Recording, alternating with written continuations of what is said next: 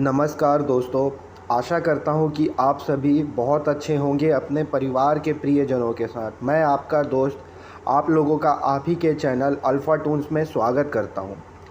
तो दोस्तों, कल हमने जाना कि कैसे सिंदबाज ने अपनी पहली समुद्री यात्रा पूरी की और उस यात्रा में उसे क्या-क्या तकलीफ़ें हुईं, उस यात्रा को पूरी करने में उसे क्या विपत्तियों का सामना करना पड़ा। तो आज हम जानेंगे कि सिंदबाद जहाज़ी की दूसरी समुद्री यात्रा, आखिर वह दूसरी समुद्री यात्रा क्या थी और उसने क्यों शुरू किया।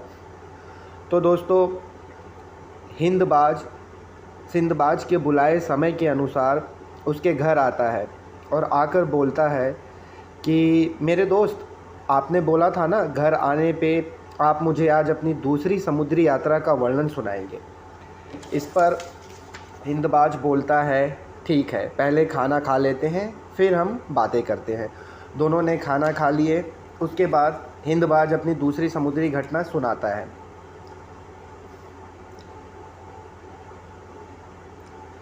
वो कहता है कि अपनी पहली यात्रा में मुझ पर जो विपत्तियां पड़ी थीं उनके कारण मैंने निश्चय कर लिया था कि अब कभी भी कोई भी समुद्री व्यापार यात्रा नहीं करूँगा और अपने नगर में सुख से रहूँगा। किंतु निष्क्रियता मुझे घेरने लगी, यहाँ तक कि मैं बेचैन हो गया और फिर इरादा किया कि नई यात्रा करूं और नए नए देशों में जाऊं, नई नदियों, नए पहाड़ों को देखूं। अतः मैंने भांति भांति की व्यापारिक वस्तुएं मोल ले ली और अपने विश्वास के व्यापारियों के साथ व्यापार कार्यक्रम बना लिया। हम लोग एक जहाज़ पर सवार हो गए और भगवान का नाम लेकर कप्तान ने जहाज़ का लंगर उठाया और जहाज़ पर चल पड़े। हम लोग कई देशों और द्वीपों में गए और जगह जगह क्रय विक्रय किया। फिर एक दिन हमारा जहाज़ एक हरे भरे द्वीप के तट से आ लगा। उस द्वीप में सुंदर और मीठे फलों के बहुत से वृक्ष थे। हम लोग उस द्वीप पर सैर के लिए उतर गए, किंतु वह द्वीप बिल्कुल उजाड़ था, यानी वहाँ किसी भी मनुष्य का कोई नामो निशान ही नहीं था, बल्कि कोई भी पक्षी दिखाई नहीं दे रहा था। मेरे साथी पेड़ों से तरह तरह के फल तोड़ने लगे, लेकिन मैं एक सोते के किनारे बैठकर और अपना खाना निकाला और उसे खाने लगा। उसके साथ मैंने शराब भी पी। शराब कुछ अधिक हो गई, इसकी वजह से मैं सो गया। तो बहुत समय तक सोता ही रहा। जब मेरी आंखें खुलीं तो मैंने देखा कि कोई साथी वहाँ नहीं है और हमारा जहाज़ भी पाल उड़ाता समुद्र में दूर चला जा रहा है। कुछ ही क्षणों में वह जहाज़ मेरी आंखों से ओझल हो गया। मैंने यह देखा तो मैं हतप्रभत रह गया। मुझे उस समय जो दुख और संताप हुआ उसका मैं वर्णन नहीं कर सकता। मुझे विश्वास हो गया कि इसी उजाड़ द्वीप में मैं मर जाऊंगा और मेरी खबर लेने वाला कोई भी नहीं रहेगा। मैं चिल्ला चिल्ला कर रोने लगा और सिर और छाती पीटने लगा। मैं अपने को बार बार धिक्कारता कि कमबख्त, तुझ पर पहली यात्रा में क्या कम विपत्तियां पड़ी थी कि दोबारा यह मुसीबत तूने मोल ले ली। लेकिन कब तक रोता पीटता। अंत में भगवान का नाम लेकर उठा और इधर उधर घूमने लगा कि कोई राह मिले तो सही। कोई रास्ता ना दिखाई दिया तो मैं एक ऊंचे पेड़ पर चढ़ गया कि शायद इधर उधर कोई ऐसी जगह दिख जाए जहां मैं जाके रात काट सकूं। किंतु द्वीप के पेड़ों, समुद्र, जल और आकाश के अतिरिक्त कुछ ना दिखा। कुछ देर बाद टापू पर मुझे एक सफ़ेद चीज़ दिखाई दी। मैंने सोचा कि शायद वही ठिकाना मिले, यद्यपि समझ में नहीं आता है कि वो क्या चीज़ है। मैं पेड़ से उतरा और अपना बचा कुचा खाना लेकर उस सफ़ेद चीज़ के पास जा पहुंचा। वह एक बहुत ही बड़े गुंबद के जैसा था जिसमें कोई भी दरवाज़ा नहीं था। वह चिकनी चीज़ थी जिस पर चढ़ा भी नहीं जा सकता था और उसके चारों ओर घूमने में 50 कदम लगते थे। अचानक मैंने देखा कि चारों तरफ अंधेरा हो गया है। मुझे आश्चर्य हुआ कि यह शाम का समय तो नहीं है, अंधेरा कैसे हो गया।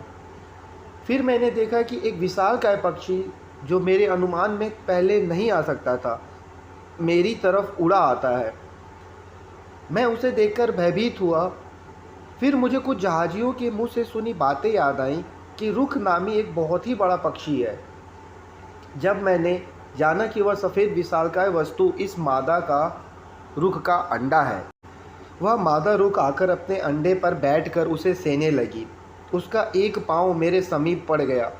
उसका एक एक नाखून एक एक वृक्षों के जैसा था। मैंने अपनी पगड़ी निकाली और अपना शरीर उसके एक नाखून से कसकर बांध लिया, क्योंकि मुझे आशा थी कि यह पक्षी कहीं न कहीं तो ज़रूर उड़कर जाएगा। सवेरे वह पक्षी उड़ा और इतना ज़्यादा ऊंचा उड़ा जहाँ से पृथ्वी बड़ी कठिनाई से दिखाई देती थी। कुछ ही देर में वह उतरकर एक बड़े से जंगल में जा पहुँचा। मैंने ज़मीन से लगते ही अपनी पगड़ी की गांठ खोलकर अपने आप को उससे अलग कर लिया। उसी समय रुख ने एक बहुत बड़े अजगर को धर दबोचा और उसे पंजों में लेकर उड़ गया। जहाँ मुझे रुख ने छोड़ा था वह एक बहुत नीची और खड़ी ढलान की एक घाटी थी। वहाँ पर आने जाने की शक्ति किसी मनुष्य में हो ही नहीं सकती। मुझे बहुत खेद हुआ कि मैं कहाँ आ गया। यह जगह उस द्वीप से भी ज़्यादा खराब थी। मैंने देखा कि वहाँ की भूमि पर असंख्य हीरे मोती बिखरे पड़े हैं। उनमें से कुछ तो इतने बड़े थे जो साधारण मनुष्य के अनुमान से बाहर थे। मैंने बहुत से हीरे इकट्ठे किए और एक चमड़े की थैली में उन्हें भर लिया, किंतु हीरे मिलने की जो प्रसन्नता थी वो केवल छड़ी की थी, क्योंकि मैंने शाम होते ही यह भी देखा कि वहाँ बहुत से अजगर और अन्य विशालकाय और भयानक सांप घूम रहे हैं। यह सांप दिन में रुख पक्षी के डर से अपने खोपों में छुपे रहते हैं और रात होते ही निकलने लगते हैं। मैंने भाग्यवश एक छोटी सी गुफा पाली और उसमें छुपकर बैठ गया और उसका मुंह पत्थरों से अच्छी तरह से बंद कर दिया ताकि कोई भी अजगर अंदर ना आ सके। मैंने अपने पास बंधे हुए भोजन में से कुछ खाया, किंतु मुझे रात भर नींद नहीं आई, क्योंकि सांपों और अजगरों की भयानक फुसकारने की आवाज़ मुझे रात भर डराती रही और मैं रात भर भय से कांपता रहा। सुबह होने पर वह सारे सांप फिर से अपने खोहों में छुप गए और मैं बाहर निकलकर खुली जगह में सो गया। कुछ ही देर में मेरे पास एक भारी सी चीज़ गिरी। आवाज़ से मेरी आंखें खुल गईं। मैंने देखा कि एक विशालकाय मांस का पिंड था। कुछ ही देर में देखा कि इस तरह के अन्य मांस के पिंड भी घाटी के चारों तरफ गिरने लगे हैं। यह देखकर मुझे घोर आश्चर्य हुआ कि यह क्या हो रहा है। कुछ ही देर में मुझे जहाजियों के मुंह से सुनी एक घटना याद आई कि एक ऐसी घाटी है जिसमें असंख्य हीरे हैं, जवाहरात है, किंतु वहाँ कोई जा नहीं सकता। हीरों के व्यापारी आसपास के पहाड़ों पर चढ़कर क्या करते हैं कि वहाँ बड़े बड़े मांस के पिंड फेंकते हैं, जिनमें हीरे चिपक जाते हैं। इसके बाद विशालकाय गिद्ध आकर उन मांस के पिंडों को ले जाते हैं। जब वे ऊपर बने अपने घोंसलों में उस मांस के पिंड को ले जाते हैं तो ये व्यापारी लोग शोरगुल करके उन्हें उड़ा देते हैं और मांस के में चिपके हुए हीरे रख लेते हैं। मैं पहले परेशान था कि इस कब्र जैसी घाटी से कैसे निकलूं, क्योंकि पिछले दिन घूम घूम कर फिरने पर भी कोई रास्ता नहीं दिखा था मुझे, किंतु उन मांस के पिंडों को देखकर मुझे बाहर निकलने की कुछ आशा नज़र आई। मैंने पुराना उपाय ही किया। मैंने अपने मफलर से अपने शरीर को बांध लिया और कुछ ही देर में एक विशाल गिद्ध उतरा और मांस पिंड को अपने मुंह में लेकर उड़ गया। मैंने वह चमड़े की थैली भी बहुत कस के अपने कमर से बांध ली जिसमें मैंने हीरे भर रखे थे। गिद्ध ने मुझे पहाड़ की चोटी पर बने अपने घोंसले में पहुंचा दिया। मैंने तुरंत ही मांस के टुकड़े से खुद को अलग किया। उसी समय मैंने देखा कि बहुत से व्यापारी शोरगुल करते आए और बड़ा गिद्ध वह डरकर भाग गया। उन व्यापारियों में से एक की दृष्टि मुझ पर पड़ गई। वह मुझे देखकर क्रोध करने लगा कि तू यहाँ क्यों आया है। उसने समझा कि मैं हीरे चुराने के लिए गिद्ध के घोंसले में आया था। अन्य व्यापारियों ने भी मुझे घेर लिया। मैंने कहा कि भाइयों, आप लोग मेरी कहानी सुनोगे तो मुझ पर क्रोध करने के बजाय मुझ पर दया करोगे। मेरे पास बहुत से हीरे हैं इस थैली में, वो सारे आपको दे दूँगा। यह कहकर मैंने अपनी कहानी उन लोगों को सुनाई और उन सभी को मेरी विचित्र कथा और संकटों से बचकर निकलने पर बहुत ही आश्चर्य हुआ। उन व्यापारियों का एक नियम था कि एक एक गिद्ध के घोंसले को एक एक व्यापारी चुन लेता था। वहाँ से मिले हीरों पर उसके सिवा किसी और का अधिकार नहीं होता था। इसलिए वह व्यापारी जिसके हिस्से में वह गिद्ध का घोंसला आया था मुझ पर क्रोध कर रहा था। मैंने अपनी थैली उलट दी। सब लोगों की आंखें आश्चर्य से फटी की फटी रह गईं, क्योंकि मैंने कई बड़े बड़े हीरे उसमें भर रखे थे। मैंने उस व्यापारी से कहा, जिसके हिस्से में वह गिद्ध का घोंसला था, कि आप यह सारे हीरे ले लीजिए।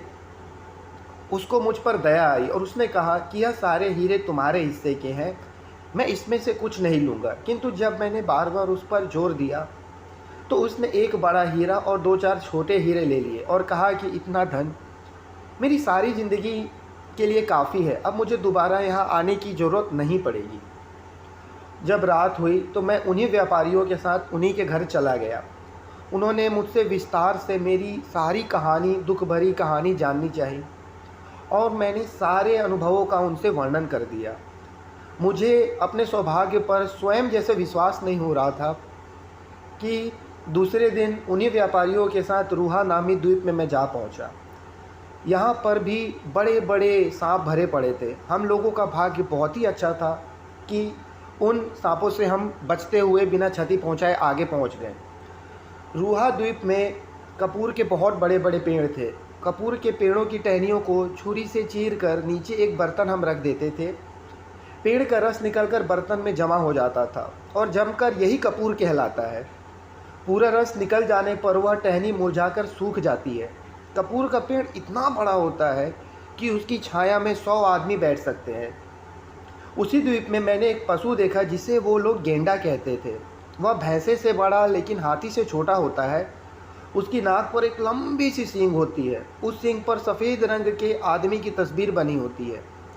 कहा जाता है कि गेंडा हाथी के पेट में सींग घुसेड़कर उसे भी मार सकता है और अपने सिर पर उठा लेता है, किंतु हाथी का खून और चर्बी जब उसकी आंखों में पड़ती है तो वह अंधा हो जाता है। ऐसी दशा में रुख पक्षी आता है और गेंडे और हाथी दोनों को अपने पंजों में दबाकर उड़ा ले जाता है और अपने घोंसले में जाकर अपने बच्चों को उनका मांस खिलाता है।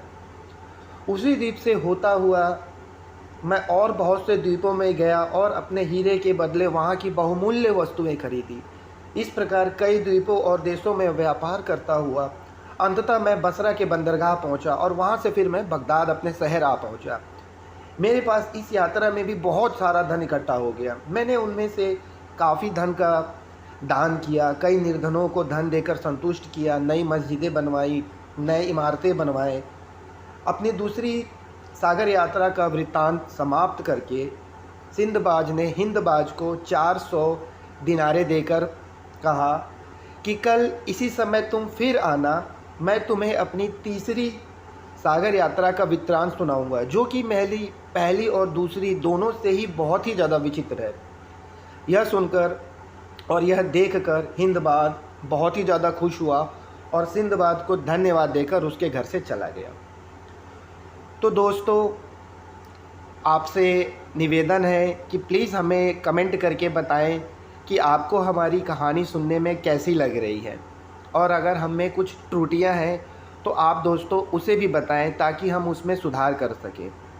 मेरे प्यारे दोस्तों, अगर आपको हमारी कहानी, हमारा चैनल अच्छा लगता है, मनोहर लगता है, तो प्लीज़ हमारे चैनल को लाइक करें और सब्सक्राइब करें और हमसे जुड़ें, ताकि हम भविष्य में और भी अच्छी अच्छी कहानियाँ आपको बता सकें। और मेरे प्यारे दोस्तों, अगर आपके पास कोई और अच्छी कहानी है जो आप चाहते हो कि मैं बोलूं, तो आप मुझे कमेंट सेक्शन में बता सकते हो। आपकी कहानी भी मैं ज़रूर पढ़ूंगा। ठीक है मेरे प्यारे दोस्तों, तो कल हम मिलते हैं और कल हम जानेंगे कि सिंदबाद जहाज़ी की तीसरी घटना क्या थी। तब तक के लिए अच्छे से रहिए, सुरक्षित रहिए और अपने मम्मी पापा से प्यार करिए। नमस्कार।